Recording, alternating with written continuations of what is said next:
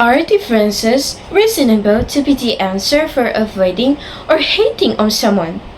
The fact that the differences are mostly from appearances. Why are most of us judging a book by its cover? Greetings! I'm Angelina of Bicara, Anna Andrew from SMK Bandar Cebu with the code YEA3106. Will you avoid an ogress even if it was hardworking, kind, and generous? Some might agree, some might disagree. This proves that this question has a lot of answers to it. The Ogress and the Orphans. The book that will change your answers to my questions, even if it agrees or disagrees.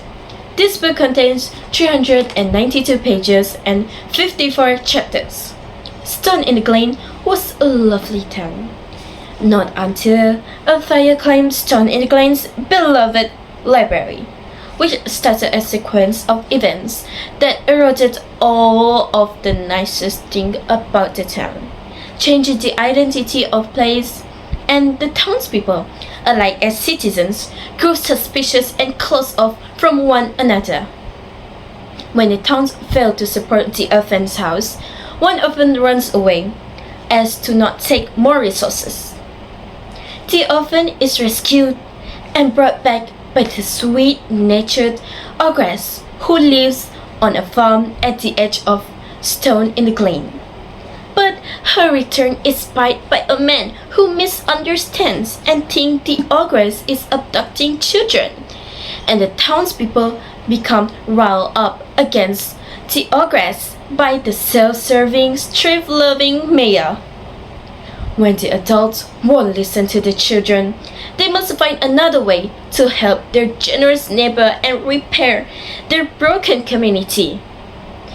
The ogress was getting a lot of aid from the town, but little did they know. The ogress was the one that knows who burned down their beloved library, and the one that know how to save their beloved Stone in the Glen town. Every day, every night, the ogress tries to get in contact with the orphans to tell the truth about the library and citizens. But unfortunately, that every night, the ogress always got caught by the citizens around, which made the citizens more suspicious and hate her more. The citizens keep the orphans away from the ogress, which makes it harder to save the town. But every hard work will always succeed. One night, a child from the orphanage runs away from the orphanage house because he wasn't feeling well being in the town, and that orphans run into an ogress who was looking sad and lonely. As soon as the ogress saw the child coming towards her, her expression turned from sad to happy. She knew that this is her chance to save the town. She knew that the child was the only way. After the child knew the truth, he was stunned and decided to go back to the orphanage.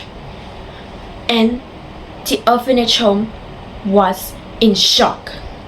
They could never believe that this whole time there was another creature that lived near the town. The dragon. The dragon, who people thought was a folklore, was the one that ruined the whole lovely town. It was actually already proved by a big footstep on the ground near the burnt library, but people take it as a coincidence. At this point, the orphanage tries to clear the ogress name from the heads. As I said, hard work will always succeed. Days goes by, the citizens started to believe their children and decided it's their time to get help from the ogress. From the ogress' help, they found the dragon. They fought together to defeat the dragon. As the dragon got defeated by the citizens, the dragon flew far away from the town. From that day, the citizens treat the Ogress like a family. They started a whole new town with the Ogress. From this book, we should realize that the cover of a book is just a cover.